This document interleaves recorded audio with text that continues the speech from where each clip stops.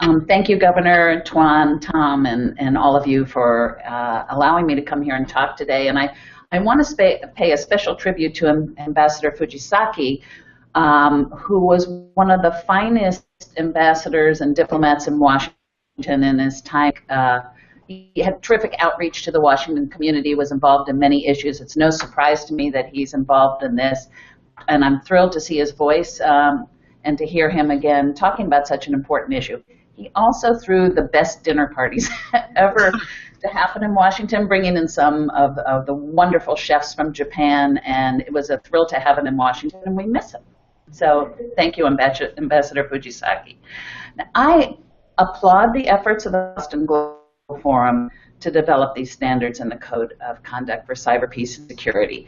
I'm speaking today as a journalist of 40 years with ABC News, and someone who has been sort of in the forefront of trying to struggle with issues of coverage and the way forward in this digital age. I was the Washington Bureau Chief for 20 years, and I stepped aside last year to work on special political projects and our external relations in Washington. But having taken a bureau from typewriters to Twitter and having dealt with the issues of journalism, I can agree that you can't, the future is what's important here. We don't learn the lessons. We have a lot of lessons from the past and from history, but we are constantly surprised and trying to anticipate what this future in the digital age brings and what are the right norms, the right standards, the right ethics as we move forward. And the code does properly address recommended behaviors for citizens, the policymakers, businesses, engineers, and the like. But as a sort of parallel consideration and something that's very important, it's a slice of this. It would be timely to also look at how some of these issues affect journalism, and maybe it's time to establish some basic guidelines for journalists internationally, for those struggling still to speak truth to power around the world. Many nations don't share our own press freedom, but even U.S. press freedoms have faced challenges in the digital world, and these challenges continue to need addressing. Setting standards in this country, I think, can again show us as leaders to the rest of the world in press freedom and help maybe show other nations the way forward. Many journalism organizations are looking already at these issues. The protection of confidential sources in a digital age has been a big struggle in the U.S., and cases like James Risen and many other cases of reporters who face jail time bring the issue to the forefront, but it's also something that has some specific issues that are raised by the digital age. And after it was revealed, I think it was 2 years ago, that the government had secretly collected phone records of reporters and editors of the Associated Press, we had a series of high-level meetings between the Attorney General and journalists, some high-level, long-time journalists. These meetings are still going on. We are trying to rewrite decades-old standards and policies, first established in an analog era, and that process continues today, but it's incredibly challenging. Edward Snowden's leaked documents about government surveillance, the hacked Sony emails that were released to the media, and other stories like that continue to highlight the need to establish what are our norms. The best reporters are only as good as their sources, and if people fear talking to or communicating digitally with the reporter in this digital age, then the information will stop flowing freely. It's a different issue than overall internet information and freedom, but it is an important issue to journalism. And if you believe, as I do, that a free press is part of the firm foundation of good government, then you must commit to protecting journalists as they do their jobs. People working within our own political and corporate power structure must feel confident that if they blow the whistle on corruption, they will not be victimized.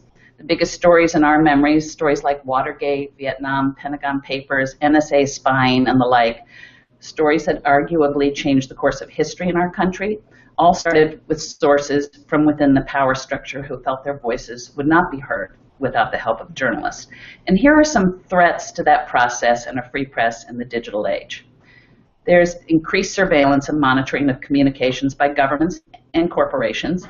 Emails and internet messages are easily accessed. In the legitimate and very necessary fight against global terrorism, there's data collection and retention, including emails and phone calls by the government. We need protection from using this capability against journalists doing their jobs.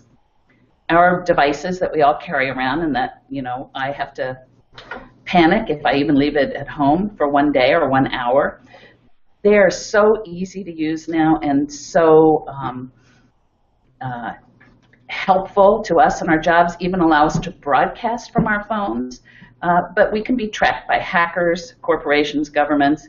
They can find out where we are at any given time, who we're talking to.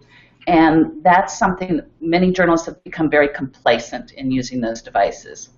There's less public respect for privacy than ever before, and there are fragile legal safeguards because of outdated laws.